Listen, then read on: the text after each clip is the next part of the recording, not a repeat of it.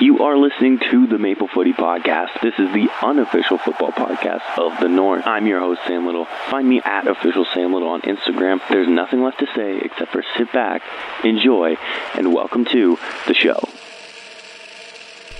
Hello, yes, welcome back to another episode of the Maple Footy Podcast. So, match day 2 for each team in the group stages is done, over, complete. So you already know what we're going to do. We're going to talk about them. Euros, match day 2, here we go. Croatia-Albania played to a 2-2 draw. For Croatia, the keeper, I think, has to do a lot better on that first goal, but he did make some big stops as well. I still think they suffered from the same issues as they did in the Spain game. They looked lost defensively. Midfield looked old, slow, and tired, where the attack was just super up and down. You didn't really know what you were going to get from them. I do think they are lucky they didn't lose the game, in my opinion, but Albania just couldn't find the net, it seemed. I still think there's a huge question mark around Guardiola. He doesn't look anywhere near a top-class defender away from Pep's system, which is ironic since it was his top-class defending that got him a move to Manchester City. Brozovic just looked not up for it as well, falling into that slow and old category. Kovacic looked lively, much like the first game, but his end product, even at this stage in his career, is still lacking terribly. Luka Modric, where he is an absolute legend of the game, and of course one of the all-time greats, his age is sadly showing in this tournament, and he just doesn't look confident or quick on the ball. Yeah, Father Time does catch up to everyone. On Real Madrid, he can kind of get away with it a bit more because he's not essentially their guy. He's not the guy there. But when he's on Croatia, he is. I thought Perisic starting was a smart move for Croatia. He still looks up for it and was causing problems for the Albanian defense. Meyer was very up and down, and Kramaric got the goal, but I don't think he did a ton outside of that. But, I mean, as a striker, your job is to score a goal.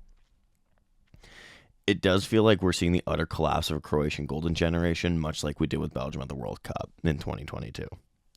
Looking at Albania, what support, though? Like, amazing support. The real star of the show, because their fans were absolutely incredible. Potentially some of the best support we've seen at this Euros. For Albania, it really was a case of picking their moments. They pressed a ton, but also defended for their lives. You could tell the crowd and their fans were the 12th man. I think they'll be a bit disappointed that they didn't see out a victory, but will also be elated that they salvaged a point. The first goal was poor defending on Croatia's part, was poor defending on Albania's part. They just let Kramaric walk through. Then the second goal, the own goal, I think it was terrible all around from Albania. They get dispossessed in Croatia's half and try to win the foul, but they don't. Croatia goes up, exploits the gaping holes in their defense, and then yes, it is an own goal, but they constructed their own downfall. But then Yasula, the guy who actually scored the own goal, secured a last-minute draw for them. Talk about 0 to hero, huh? What a match, though. Just two teams knowing they got to do everything to try and win. Just proper football. Heading on to the next group, Germany-Hungary. Even though they're Group A, they played after Croatia and all of them. Funny how it works, I guess. But yeah, Germany-Hungary, 2-0 Germany. Germany have cemented themselves as the guys to beat. I think a dismantling against Scotland and now a hard-fought victory against Hungary. It wasn't easy for Germany, but they showed their class. Nagelsmann is such a great manager, and he has his boys playing like it's club football. Neuer's rolling back the years. Their fullbacks offer something different from each other. Kimmich is the distribution man, almost playing as a midfielder in that right-back role, scanning the play and flow of the game, pockets of space to operate in. And then Mittelstadt is the man to run in behind, make things happen further up the pitch. Ton Rudiger is just straight up unfair as a center back pairing. And then you look at their midfield, Kroos, Gundogan, Anderlecht, and they're all insane. I just don't need to hype up Toni Kroos anymore than I already have. He is just that good. Gundogan is so underrated and always pops up when he's needed, i.e. he scored a goal against Hungary as well. He just does. Then you look up the field, you have Musiala. I Obviously, don't want to call it too early here, but if he keeps this up and Germany go far, I could see a player of the tournament. The way he glides with the ball and dances around defenders is the kind of entertainment that Pep Guardiola has been trying to take away from us. He's unreal. He's already bagged 2 goals in 2 games. Then you look at Wirtz, who, basically just copy and paste, but subtract a goal for him when I'm talking about him and Musiala. Like, they're just both so good and entertaining. Their only weakness is their striker. Kai Havertz should have definitely had a goal. He just isn't at the level of his teammates. I'd seriously consider bringing in Füllkrug as the starter, but if they play better with Havertz as a team, I guess maybe that's what Nagelsmann is thinking. Other than that, I think they look unreal at this moment. And look at Hungary. They played well again like they did against Switzerland in that second half, but only this time it was for a full game. Just the finishing keeps letting them down. They would do everything right but lack the finish. I do got to give them credit, though. They played fearlessly, especially against a red-hot host nation who are coming off a 5-1 victory. It's still not over for Hungary despite having 0 points. They could finish in a best third-place spot, so it is possible, but obviously it's going to be a lot to ask. A lot of things have to go their way, essentially. They have to beat Scotland, who will also be looking for a win. Then they have to hope other results go their way. It is a lot. So not over, but definitely not ideal for Hungary. Speaking of the Scotsmen, let's talk about their game 1-1 with Switzerland. And what a fight from the Scots. Truly, they came out of this one with a point to prove after their embarrassment against Germany. And I feel as though they did. They played with heart and character. They're by no means the most talented team, but they are one of the most passionate, from the goalkeeper all the way to the men and women in the stands. I think the manager made the right tactical changes. He had his boys pressing properly, and really one of my critiques coming out of that first game was they didn't look like they wanted to press, but they also looked like they wanted to. They looked confused. It was like a weird middle state of pressing but not pressing. But there was a clear game plan for this one. You press and find the goal, and I thought they worked really hard to get that goal. McTominay was a great outlet all game. Robertson looked like the Liverpool version of himself, whereas Gilmore I thought was a great addition to that midfield. And it seems like you're wondering why he wasn't playing against Germany. Maybe there was like an injury or something. I don't know. I didn't see any reports that he was missing the first game through injury, so I don't know why he didn't start. I have no idea. Tierney's injury doesn't look great, and I think he'll be a miss for them. They were definitely unlucky to hit the post so late in the game where it looked like they could have clinched a 2-1 win. But yeah, it was a great performance that they needed, and I'd love to see them in the round of 16 purely for the fans. Their fans are amazing. They'll be desperate for this Hungary game, but Scotland have now shown they have it, and they want it. So they could stand a chance to get to the knockouts. Look at Switzerland, a good performance, but I don't think it was as good as the one against Hungary. They played as if they knew a draw would basically see them through to the round of 16. They absorbed a lot of pressure in that second half from the Scottish boys to try and find that goal, but they had faith in their defense. I think Akanji was extremely solid at the back, showing that maybe not every player needs Pep to succeed coming out of his system. Sorry, I'm just like dogging on Pep right now. But yeah, he showed that he doesn't need Pep to succeed, I guess. With this being said, they did have their fair share of chances to try and kill the game. Vargas and Ndoye had their chances but never capitalized. They both looked very dangerous but lacked the end product. I think that's really all that was hurting them. As I said in my predictions video for Switzerland, Shaqiri may be the greatest player for Switzerland ever. Like period, ever. Anybody that's ever played football. Like, he may be the best player of all time. He scored another banger today, and it should be enough to see them through against this group. I don't see them not going through, but I mean, hey, you never know. But I figure they're pretty much through. Looking at the 1-1 between Slovenia and Serbia, a big point for Slovenia that keeps their round of 16 hopes alive going into the final day of the group stage. A point that looked like it'd be 3 until the very last kick, I guess, or header of the game. But it wasn't a vintage performance from Slovenia by any means, but it was filled with heart and passion. They play with pride for the country's flag, and it really does make a difference. I think Jan Oblak came up big once again for Slovenia. Some big stops that kept this game on a knife's edge. As I've said, he's a top 10 goalie in the world for probably the last 10 years. And he's playing how you want your captain to play, leading by example and leaving it all on the field.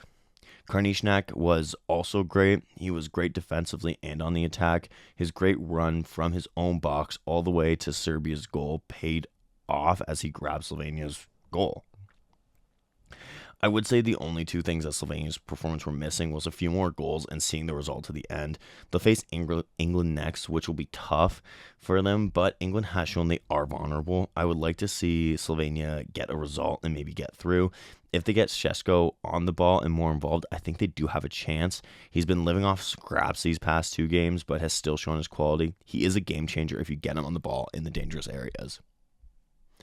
Whereas Serbia, didn't I say Luka Jovic was a wild card for them? Yes, in my predictions episode of the Euro 2024, I did say it. Yeah, here on the Maple Footy podcast, we knew. We all knew first, all right? You, me, we all knew, okay?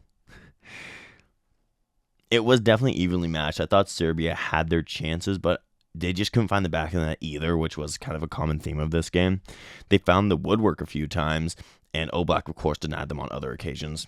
Equally, though, I thought Serbia's goalkeeper Radjakovic made some big saves, and if it weren't for him, they wouldn't have salvaged a point. I will say, with all the attacking talent Serbia have, they are extremely disappointing in this 18-yard box this tournament. Only 1 goal across the 2 games. Vlahovic and Mitrovic have really failed to light it up, as I really hoped they would. I don't think that's fully on them. I think that's partially on how the team plays. But regardless, they haven't really lit it up. I did predict Vlahovic to get the golden ball. I wanted to go big, so I'm going to need like a hat trick against Denmark for that to happen. But yeah, it was just they're just rather disappointing in the final third. Their efforts were still good though. Like, they did still have the efforts, but Oblak was a brick wall. So it's kind of like a little bit of both of like, maybe they should be doing better, but Oblak is also just class. So, maybe. And then Luka Jovic, of course, gets the goal that keeps Serbia's chances alive. Next, we'll be facing Denmark. Both teams will be looking for a win, and I expect it to be a good game. Both teams are going to have to really go for it. Serbia will have to hope their big boys show up and put their chances away. And now, speaking of Denmark, let's look at their game against England. 1-1, and another 1-1 draw.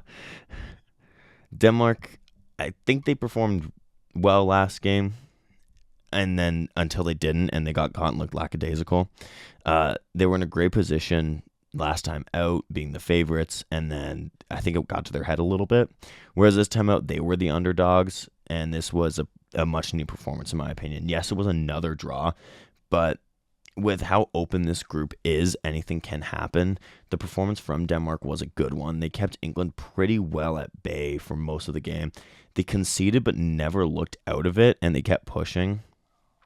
Then Yeoman scores on absolute rocket. It's his first goal for his country, and I'm not sure he's going to score a better one. Yes, it's terrible by England, but it is a proper strike by the Denmark man. From there, Denmark looked pretty comfortable and confident. They kept England pretty quiet, and they never really looked like they were going to concede another. The only thing was their finishing. Denmark had their chances, but couldn't get the ball over the line. In the next game, once again, it's against Serbia. They'll have to capitalize. A win will see them through to the round of 16, and Serbia is going to be playing like it's a final. So knowing how open this group is, it will be very interesting to watch that game unfold for sure. Look at England. I think it's bad because I really don't have anything new to say about England that I didn't say in the last episode or hasn't already been said by other people. They played the exact same way with the exact same players. No changes at all. They looked lost. Pickford in goal is still shaky, but the best England do have. But I still don't know if there's a ton he could have done on that goal. The defense, Walker, he's just not the strongest defender in my opinion, but he has rapid pace, so that always seems to bail him out. He doesn't offer much of anything offensively for me. If only they had a right back in the squad that was super creative, that can really operate really well higher up the pitch. If only, right? Trippier also doesn't offer a ton offensively, nor does he really overlap, and he's also playing out of position because I guess England didn't have another left back to bring. And then, Gurhey, I thought he was probably their best defender, but he did look shaky at times, but nothing to the point where I was like, this is a disaster class. Whereas Stones didn't really do anything outstanding. The midfield is still suspect. Rice wasn't great. I thought he lost possession a ton and was sloppy. He doesn't progress the ball at all. He doesn't link the defense to the attack. I don't see what this guy offers, if I'm being honest. I've always thought he's a bit overrated. He's a solid player, but he's nothing more, in my opinion. And I don't mean that in any disrespectful way. He doesn't do it for me. I know that people love him, but just for me, he's not what I'm looking for in a midfielder. Trent beside him cleaned up from a few times, actually. And even though he's out of position, and he looks like he's out of position, I think the right back position is just calling his name once again. He's what they need. Walker finds himself in creative positions, but he lacks the creativity that Trent has. So I would be playing Trent at right back is what I'm saying. It won't happen, but that's what I would be doing if I was Southgate. Foden was once again a non-factor, once again showing that if you're out of Pep's system, you're just not the same player. Saka didn't do anything you wouldn't have known he was on. Bellingham, I thought, was atrocious, didn't create anything on the attack, didn't do anything defensively, couldn't keep the ball, and he was always just looking to go down for the foul. Harry Kane got the goal, but didn't do much else, which is typical Kane for England. The system that they play does not suit him. He's one of the best, not just one of the best number 9s in the world, but one of the best players in the world. You have to let him be more free. Like, this guy can drop back and create as well as score. Why do you just have him as a number 9 poacher when your team is not creating chances for him? It doesn't make sense to me. It just doesn't. You watch this England team, and it's so frustrating because you know that these players are capable of so much more, but this system is holding them back. It's so frustrating to watch, and I'm not even English. I can't imagine how the English people must feel watching this. Despite all this, England are all but through. Southgate's men have done enough. It's not mathematically confirmed that they go through, but let's be real, they can't finish any worse than third, and I don't see them not getting a best third place finish if they were to say finish in third place. One more thing, I am very happy to see guys like Eze and Watkins get in. Both had great seasons and deserve to be on. And I am still baffled at the fact that Cole Palmer has not played a singular minute. 42 goal contributions in all competitions last season. Best young player in the league. You could argue he was the best player in the league. One of the best in Europe, and he's not good enough to even be subbed on for a suspect Saka and a fraudulent Foden.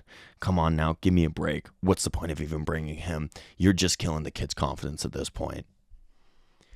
Moving on to the next group, Italy and Spain. Spain win it 1-0 thanks to an own goal, but I would say they're probably unlucky that they didn't score even more than they did. This game ended 1-0, but it was not a 1-0 game at all. Spain were set up so greatly in possession. It was like they were playing keep away at times, the possession they were keeping, and they just suffocated Italy anytime they were on the ball. Yamal was finding a lot of joy when he kind of moved more centrally into the midfield. I thought DeMarco actually did a really good job of marking him out of the game until obviously he kind of like switched to more centrally. He was a lot more room. He could operate. The Italian midfield couldn't really keep up with him. Ruiz and Pedri were also great in the midfield. The proper star was Nico Williams. He was great. Such a joy on that left-hand side. The Italians couldn't catch him. Spain are there with Germany for me as the best teams in this tournament right now. They dismantled and toyed with Croatia, and then they did the same with Italy. If it wasn't for Donnarumma and net, it could have been a lot worse for these defending champs. And looking at our defending champs, Italy, it was not a good showing for them, was it? They couldn't win the ball back, couldn't keep the ball when they did get it, didn't test Simone once, sloppy in possession, lacked any real creativity, and still lack a proper striker's presence. Not a good day at the office for the Italians. Very, very poor. I'll start with the positives because there aren't many. Firstly, Donnarumma. Without him, it's so much more embarrassing of a result. Let's be so real here. He made insanely great saves and really kept the Italians in it. There literally wasn't anything else he could have done. Their center backs, Bastoni and Calafiori, looked good as well. I know Calafiori was the unlucky man with the own goal, but there wasn't anything he could really do. He was running back to defend, but the ball came at him so quick, and it just hit off him and in. I also thought DeMarco was pretty good, but we're still not seeing the best of him. He's not able to really go up and attack due to the system that they're really playing. It's not really a system that suits him, but he is still doing well. Just we're not seeing the absolute best of him. The negatives, yeah, that's it for the positives, by the way. The negatives, firstly, Di Lorenzo. I've never been a big fan of him. I don't think he's a great defender, nor does he offer a lot going forward. But this was, and I'm not exaggerating, one of the worst performances I've seen from a defender at this tournament. Honestly, scratch that. It is the worst performance I've seen from a defender at this tournament, and probably one of the worst performances, if not the worst performances, full stop. I thought he was atrocious. I'm shocked he was dressed for the second half and finished the game. I could not believe it. You have Darmian and Bellanova on the bench. Surely they cannot be any worse than this guy. This was terrible. He should not even dress for the game, for the next game against Croatia. I thought he was abysmal. He was abysmal. And if you're not going to dress Darmian and Bellanova, honestly, take someone from the stands. Hell, I'll fly out to Germany and I'll play there. I'm kidding. I'm not. I obviously couldn't do that. But you know what I mean. This was a terrible, terrible performance from him. And just the Italians just did not look up for it. In the midfield in the first half, I thought Barella was pretty good. But as the game went on, he looked more tired. And he seemed to really be covering for some of his midfield partners. He was running all over the field trying to cover for them, and then, like I said, he just grew tired. They lacked any real control, couldn't hold on to the ball, didn't create, just really disappointing. The attack was pretty much a non-factor. They didn't get much service, and then when they did, they didn't do nothing. Chiesa wasn't great, but he still really is the only man that looks like he is capable of changing a game. Scamacca was terrible as well, just doesn't offer you anything at all in this team. Pellegrini and Frattesi were defending more than they were able to get forward, and the subs also didn't do a whole lot either. They made the changes, but they still had the same jobs. Italy aren't down and out, but they very well could be. Italy just lacks a lot as a team right now. I think their defense is solid, but outside of them and Chiesa and Barella, they just don't have a lot about them at this moment. Croatia, while they aren't amazing, I think you can't count them out, and it will be a very interesting final day for the Italians. Looking at Slovakia and Ukraine obviously won this one 2-1, so let's take a look at Slovakia first. In the first half, it was more of the same coming off of that win against Belgium, but they just couldn't find the back of the net in this game. Obviously, they found it once against Belgium, but once again in this game, but you would have expected that confidence with the win against Belgium that they would have maybe pushed on, scored a couple more goals, but it just wasn't meant to be. Obviously, I don't think it was all on them not being able to score those goals. I thought Trobin, the Ukrainian goalkeeper, made some great stops, really kept his team in it, especially in that first half. Slovakia went 1-0 up early on, and from there, it looked like it was a case of how many they would score, but it wasn't meant to be. They just kind of turned off in that second half. And like I said, some heroics from the Ukrainian goalkeeper kind of stopped that from happening. And then, yeah, just in the second half, it kind of all fell apart. Their defensive shape kind of just fizzled out. Chances dried up. Midfield didn't look up for it. Attack wasn't getting the chances. They looked shocked out of the blocks from that second half with how hard Ukraine was pushing for an equalizer and then a winner. They lost the rhythm in the second, and they never got it back. No, they're going to need a big win against Romania on that last day of the group stage. And I feel as though they won't be anything but disappointed having lost this game after a massive win against Belgium. They went 1-0 up and always looked second best after that. Now the future of this tournament is in the air, which is tough, since up until about the 54th minute, they were all but through to the round of 16. Looking at Ukraine, a massive win, of course, to keep their Euros hopes alive. And they went 1-0 down early, and it was not looking good for them. But Trobin, who was a big call in net, replacing Madrid's Lunin from From the first half came up big with some massive saves and really, really kept his team in this game, and then really wasn't testing that second half. But that first half, I don't want that to be forgotten because he was immense in that first half. And then Ukraine, to their credit, showed a lot of good character in that first half. After they went down, they created some chances, but they really just weren't amounting to nothing. And like I said, if it wasn't for the keeper, it probably would have been done before halftime. But then the second half, to a man, the team just kind of performed like a proper unit. Everyone knew what they were doing, and they knew what was required of them. They held possession well. They were finally creating meaningful opportunities. Their defense and their keeper were hardly testing that second half, which is obviously a far cry from that first half. They had big boys, their big boys such as Yarmolenko and Mudryk kind of get more involved with the game, which I thought really helped. And they were really testing that Slovakian back line a lot more, getting in behind, creating some more. And yeah, it really helped, I thought. And then obviously Zinchenko, who always seems to have his say for Ukraine, puts in a beautiful ball for Shapanenko to score. Great goal. And from there, Ukraine didn't just sit back and try to protect the draw. They knew they needed to go and try and win this. Their persistence paid off as well. A bit of individual brilliance from their striker was the difference maker. The sub was brought on to find the winner, and he did. He took the ball out of the air so brilliantly and then just passed it past the Slovakian goalkeeper. Just beautiful stuff. Now Ukraine will have a proper final day game against Belgium where they all could advance. Well, not all of them, sorry. Where they could advance to the round of 16. But yeah, all teams in this group stand on 3 points, and it was a much-needed 3 points for Ukraine.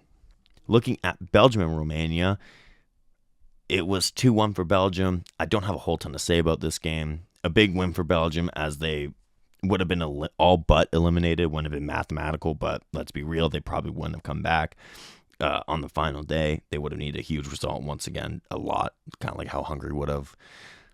A lot of things to go their way, but we don't have to worry about that because now all teams in this group stay on 3 points, so it'll be best man wins, I guess. And it does make things interesting in this group. 1 win apiece. The first goal came 90 seconds in, or even less than that. A great strike by Tielemans following some nice play. Castell, a crucial save just moments after going ahead.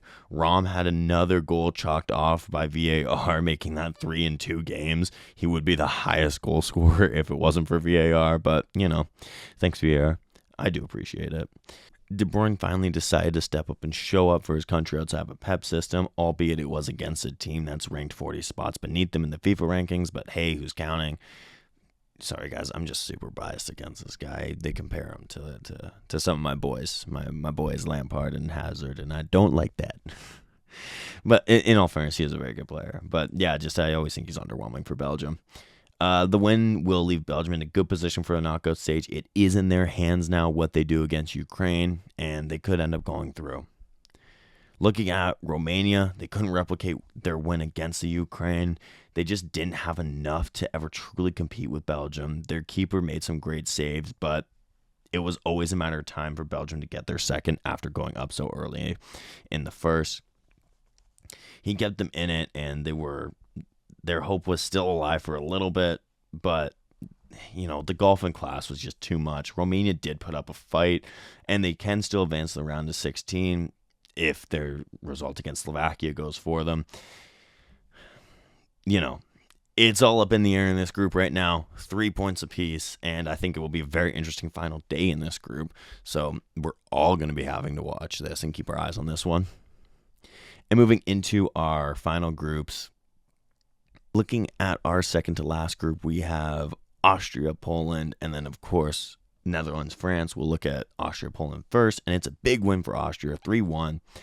Keeps their hopes alive going into the final game against the Netherlands. I think they played well against the French, but missed their chances, and here they obviously corrected that 3 goals in a win. Firstly, I'll talk about the goal they actually conceded to Poland. It wasn't great. They couldn't sort themselves out, and they got punished, which is definitely something that Netherlands could look to exploit, I think. In my opinion, they do have the talent to do so. But then looking at Austria's first goal, it's very well taken. Poland didn't clear their lines, and Austria just kept pushing a bullet header, and they go up 1-0. After Poland did equalize, it was very back and forth, and it was just going to be who was going to take their chance when it came. And that chance did come, obviously, as we know, because they won 3-1. Baumgartner, who makes up for his miss against the French, scores a belter here, and then credit to Arnautovic for letting the ball kind of run. Baumgartner finds himself in a great pocket of space, and he scores a belter. After that, they're weathering the storm from Poland, and then they catch Poland on the counterattack. Sabitzer storms up the field, wins a penalty. Arnautovic converts. It's now in Austria's hands if they go through or not. They'll be playing the Netherlands on the final day, so they'll need a big performance. Looking at Poland, they're out. Done. Their tournament's over, apart from obviously the last game, which obviously won't have an effect on them. They're responsible for their first goal. They're responsible for, honestly, their entire downfall here. They don't clear the ball on that first goal. Then they let Austria send the ball back in. Defenders left unmarked in the box. Boom, header past Szczesny. And Szczesny, you usually blame the goalkeeper when they're beating at their near post, but you really can't in this case. It's just a bullet header. There's nothing you can really do. The second goal, much like the first game against the Netherlands, Poland gets punished for turning off. No one picks up Baumgartner, who scores a belter. Arnautovic let the ball run, and not a single Polish defender of the 4-round Baumgartner picks him up. It's just really poor.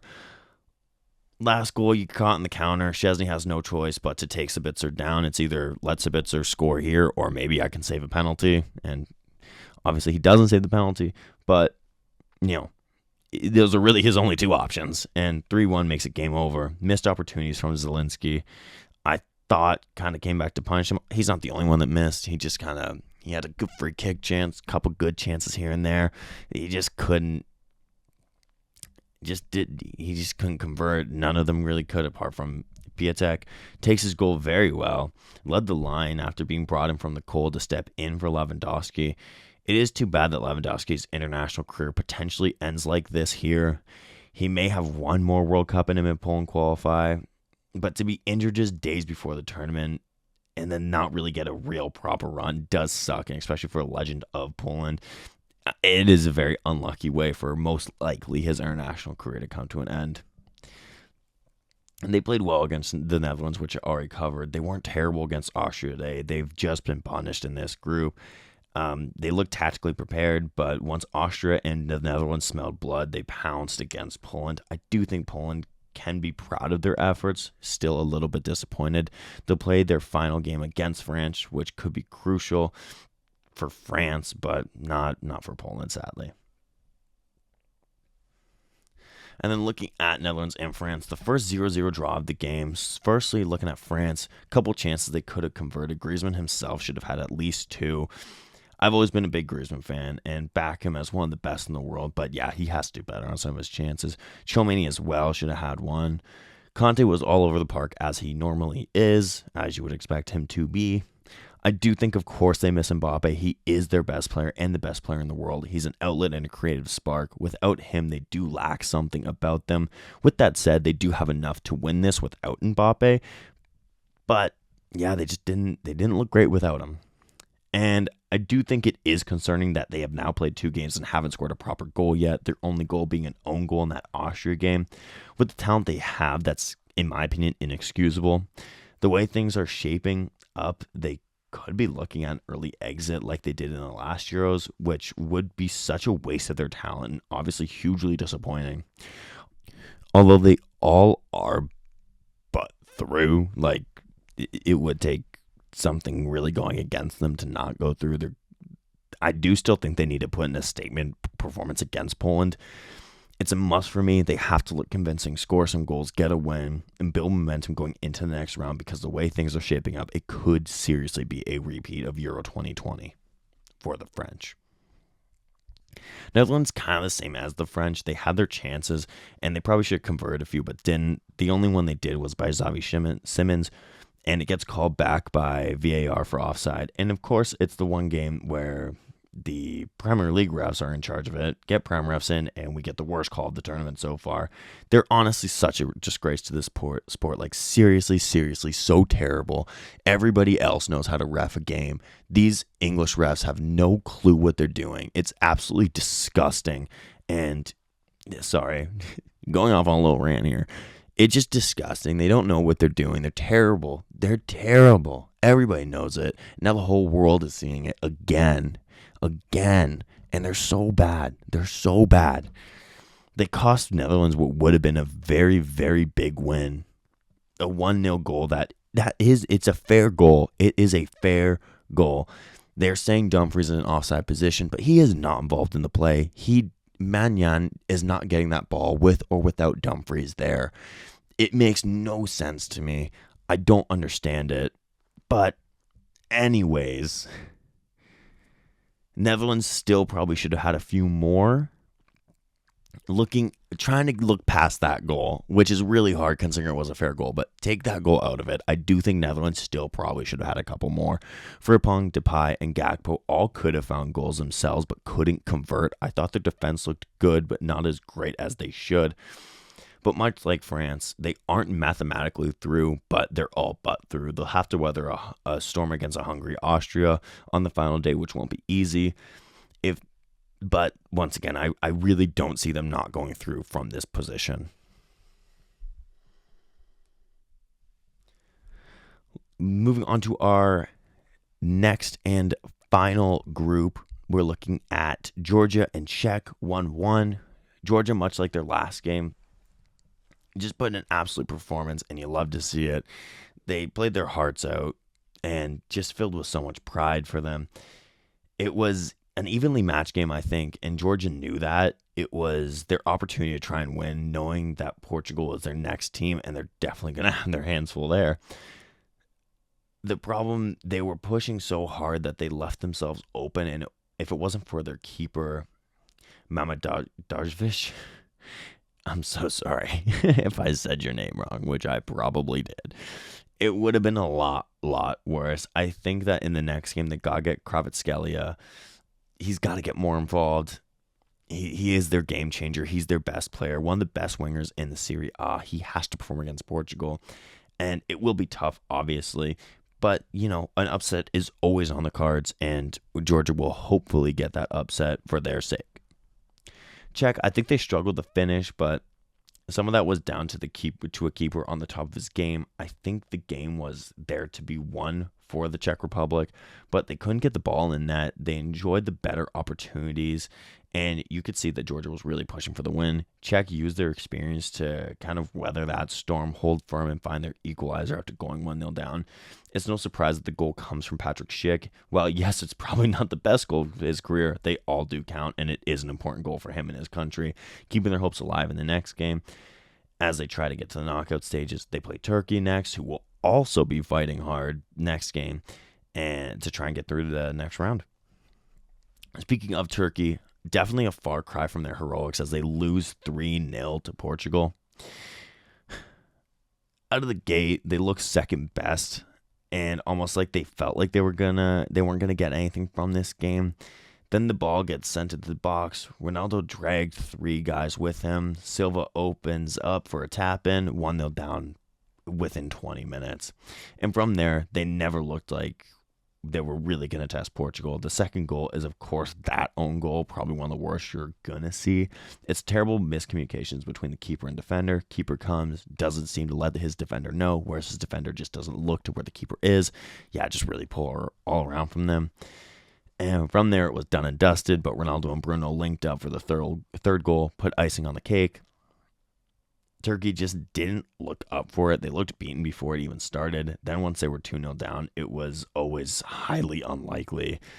They missed Güler in the midfield, who came on off the bench as he was an uncertainty heading into this match. If Turkey go through to the next round, it's still in their hands on that final day. They'll be facing Czech, who, like I said, will be looking for a win as well, so it will not be an easy game. And last but certainly not least, Portugal. As for Portugal, they got their goals, clinched qualification into the next round, and they just looked another class against the teams in their group so far. They were given a helping hand at moments, but they still looked like a well-oiled machine. Ronaldo did his part, knows he's a magnet for these players, and he used that to his team's advantage, dragging defenders to open up space for his teammates. Leao, Fernandez, Silva, all benefiting from it. The fullbacks, Cancelo and Mendes as well. Leao did pick up a yellow card, so he'll miss the next game, but at least it really won't have an impact on Portugal's tournament, because they're already through going into this last game. So, if you're going to miss a game in this tournament, at least it's a game where it doesn't really matter all that much. Portugal's biggest enemies have always been themselves, though.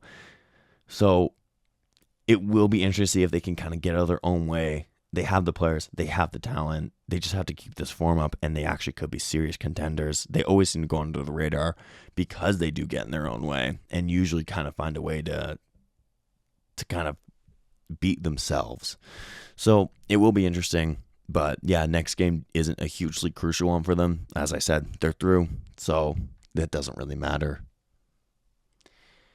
But with me having covered Portugal, that is everyone. That's everyone done. We're done. Until, of course, the next round of games starts. And then we're not done. We'll be back. We'll be back. So thank you so much for listening this far. And I seriously do appreciate it. It's been a blast watching these games. Any excuse to watch the Euros, I'm down, guys. And I hope you're enjoying them too. Keep an eye out for my Canada versus Argentina recap. It'll be before the Peru game. I'm sorry. I've had a very busy time since Canada have played. So the episode will be a little bit later than I typically would like, but it will be up very soon. Keep an eye out for that. Find me on Instagram at @officialsamlittle. From there, you can find my other ones too, my other social medias, that is. And until the next one, cheers, everyone. And that was your Maple Footy podcast. Thank you so much for listening. Check my socials for any and all future updates at @officialsamlittle on Instagram, where I am most active. And until next time, live, laugh, little.